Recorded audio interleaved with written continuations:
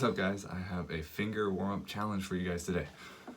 So, everyone at this point has probably heard of the 1, 2, 3, 4 exercise. I teach it to most people within our first week or two. It's an exercise where you just use finger 1, 2, 3, and 4 all in a row just to play 1, 2, 3, 4, 1, 2, 3, 4, 1, 2, 3, 4, all the way up. And you know, that's okay. It gets pretty boring though, pretty fast. Because if you can't go super fast right away, which most people can't, it's not very fun because you're just sitting there going 1, 2, 3, 4. Now, don't get me wrong, it's great practice for getting your fingers to stay down while you put the other fingers down. I sometimes call it the glue fingers. So you gotta glue a finger down, and then every time another finger goes down, it gets glued too. The only way to release those fingers is to get your final finger, the pinky, and then you can move them all to the next string. And if the stretch is too big at this part of the neck, right at the bottom by the head, you can go up to a higher part of the neck where the frets are smaller and practice it up here, or even halfway. That way your fingers don't have to stretch as much, or if you have smaller hands. So, that's the basic exercise. I've also told some of my students about another way to do it, where instead of doing it this way, cross that out, we're gonna mix the numbers up. So there's a number of ways we can do that. So let's just randomly pick 2, 1, 4, 3. There we go. All mixed up. This should be a little more tricky.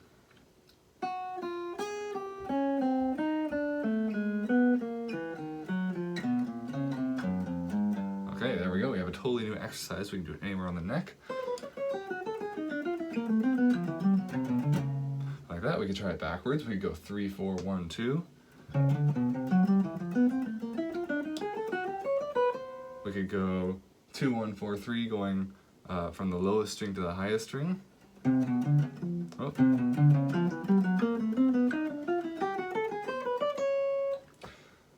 That's okay too, but we're still just doing a pattern across the strings. And patterns are very useful to practice some basic technique things, but guitar players get stuck in patterns because we look at our guitar neck and the strings and we see all the frets and we just want to play a pattern across. It's really easy to think about.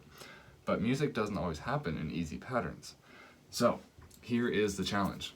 We're going to take this idea and make it much more tricky. Alright, so here's how it goes. We're going to mix up those numbers 6 times. Why 6, you may be asking? Well, I'm sure some of you have figured it out already. We got 6 strings. So each string is going to have a new set of numbers. So I'm just going to go ahead and randomly put in numbers 1, 2, 3, and 4 for every string.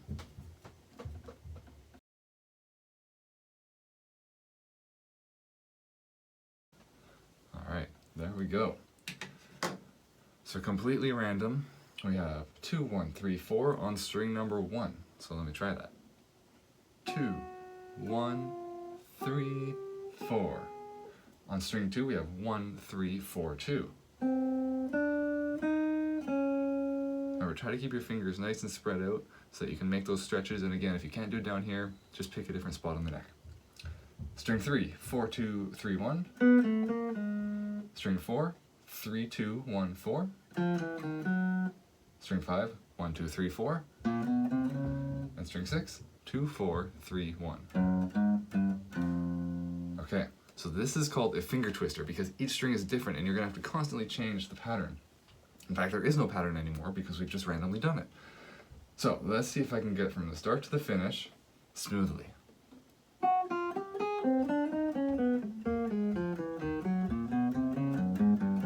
Okay, notice how I didn't try to go too fast off the beginning, because if I did, this would probably happen.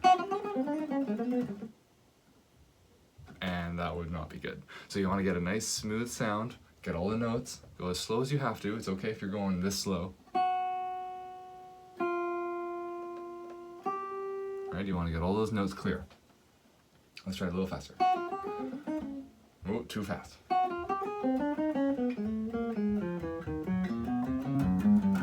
So that, I made a little bit of a mistake around here on string 3. So that would probably be the speed that I start practicing it at. because I almost had it there. All right, so I encourage you guys to get out a piece of paper, get out a pen, and start writing your own down and try to make your own finger twisters. Have fun and good luck.